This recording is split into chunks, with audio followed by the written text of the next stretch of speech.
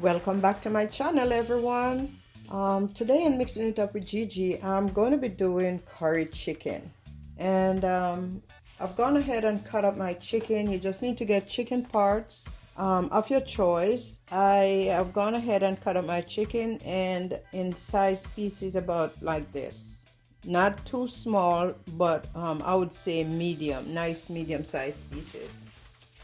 And the ingredients we're going to need for that are, well, this is about 5 pounds of chicken cut up in medium-sized pieces, 2 tablespoons of curry powder, 2 large onions chopped, 1 head garlic crushed, 1 tablespoonful chicken bouillon or seasoning of your choice, 1 tablespoonful black pepper, 2 sprigs of thyme, 1 tablespoonful ginger, 1 teaspoon pepper flakes, and that is optional. I also going to be putting 1 bag of mixed veggies, also optional, 2 cups of flour because I'm going to make little roly-poly dumpling, we call them, and a quarter stick of butter, 1 tablespoonful of coconut oil, and 1 box of chicken broth or water. Okay, so let's get started. Like I said, I had my chicken brining overnight. I just taking it out the brine and set it on the counter so it can, get to room temperature before seasoning it. And there is a brine recipe on my channel. If you just go through, you'll find it there. You don't have to brine your chicken, but if you want your chicken to taste delicious all the way to the bone, you know how when you cook chicken or any meat, it tastes better the next day?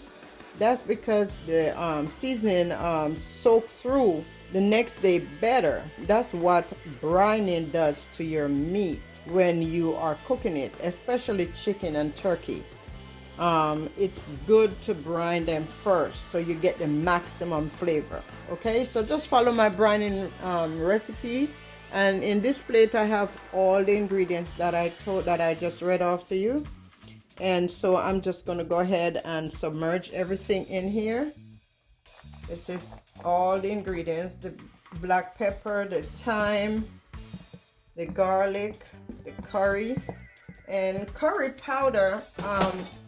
It all depends also on the type of curry powder that you're going to be using. Okay, so some curry powder is a little bit darker than others, and in that case you want to go ahead and put a little bit of turmeric with your curry powder if it's a darker texture, because that when you finish with your curry you want it to have a nice bright yellow color, not dark, or you don't want that. And I didn't list turmeric in my ingredients, but I'm going to put some in my curry, even though I have one of a good kind of curry powder, which is Better Pack. It's called Better Pack. That's the one I prefer, and that is available at any West Indian stores. And this is my organic turmeric. I'm going to put about a teaspoonful of it in here. And turmeric can be very bitter, so you want to go sparingly on that. So I just add about a teaspoonful to this 5 pounds of chicken. Okay, and make sure you use gloves. Use some gloves because it's gonna, as you can see, take a look. It's really messy, and curry is it can stain whatever it touches. So make sure you use some gloves to do and saturate, to put on your hands so that you don't get saturated with curry on your fingers. That's kind of hard to come out. So that's it. My curry is already seasoned now, so I'm going to set this aside. Typically I would put it season this to overnight again, but I'm going to be cooking this today, so I'm going to let it sit in the seasoning for about 2 to 3 hours before I cook it. Okay, on the countertop, not back in the refrigerator. Just sit out on the countertop, covered nicely. Let me rinse my hand off. and just sit on the countertop until you are ready to cook your chicken.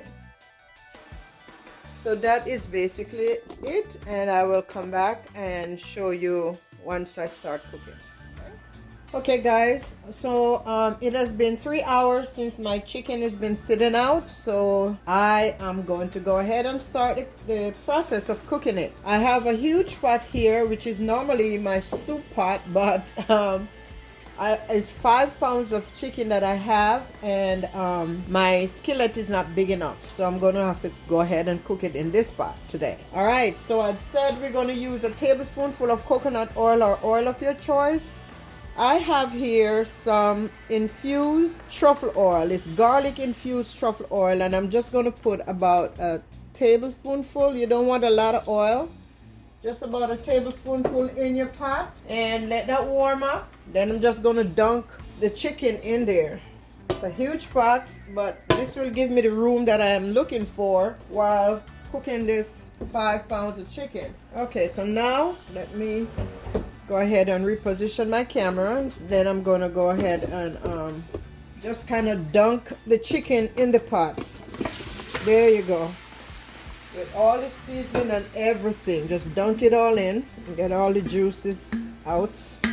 And you're just gonna let that stay right there undisturbed. Put a cover on it and let it sweat, and make sure you keep watching it and turning it. Okay, let me take you in there, in deep. There it is. So just cover the pot and let it slowly start sweating. Okay, all right, I'm just going in to turn. Make sure you stir this up frequently as you go along. Don't want it to burn, and the cooking process is already begun, so you just, no water, no nothing, just let it sweat its own juice.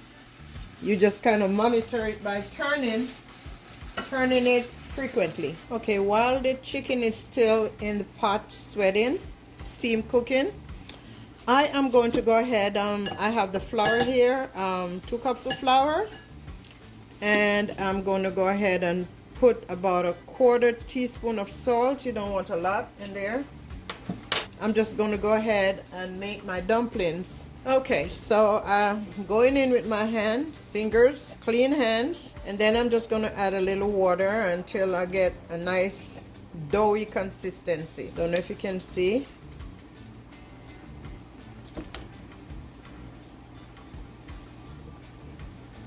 And a lot of people don't like this part with curry chicken. You know, some people don't. Not, I wouldn't say a lot. Some people don't, but my kids love little dumplings in their curry chicken. You know, just change the texture from just eating chicken to a little fun with other things. And that's the reason why I put dumplings, and I also my frozen veggies like this right here. I put that in there, and that also just gives it a good garnishing as well, so it looks a little bit more I would say appetizing. I like beautiful food. I don't like to eat boring looking food. So if you don't like dumplings in your curry, don't do it. If you don't like frozen veggies in your curry, don't do it.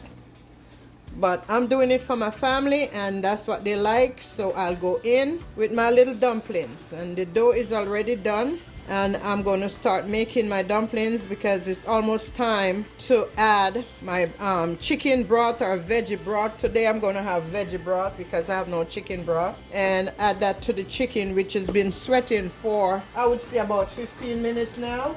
So as you can see, look at all this water that sweats out of the chicken. I haven't added any liquid to it, and this is it right there. You can see all this juice that it sweats, that sweat out of the chicken, and that's why I like to do this process for about 10 to 15 minutes. And when it gets to this stage, then you can add your chicken broth and whatever else you're going to add to the pot, and let the cooking process continue. Okay, so now I'm going to go ahead and add in it's vegetable broth because I don't have chicken broth, but you can add chicken broth to it. Or if you don't have any of the above, just go ahead and add some water. I would say add about 2 cups of water. to start. You don't want to overcook your chicken, and you want it to cook well, but you don't want to put too much water in there that the chicken gets so soft and soggy that you have no chicken, you know, it's too soft. Okay, so I'm gonna let that come to a boil, and then I'm gonna add my dumpling.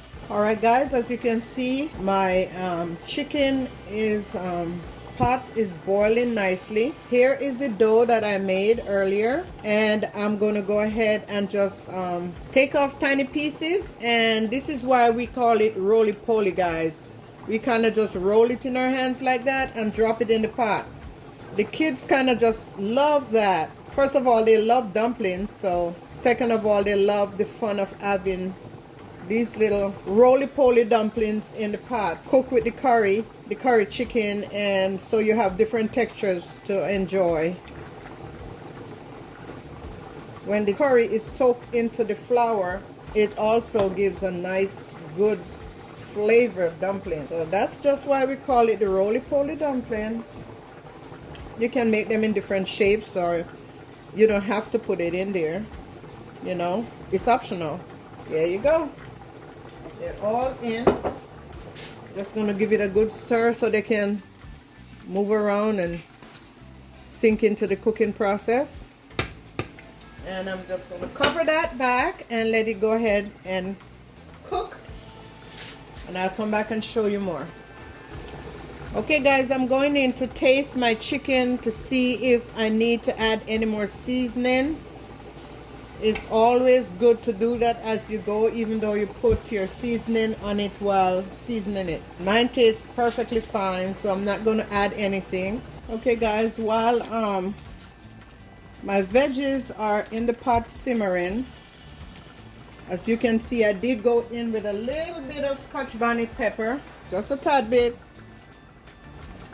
And if you want more, you can put it in as you go. Now I'm just putting in my half a stick of butter and let that go ahead and simmer in the pot. The beans or the frozen veggies finish cooking. Okay guys, the curry chicken is finished. Here is it in a plate. I've plated a small plate of curry chicken for you.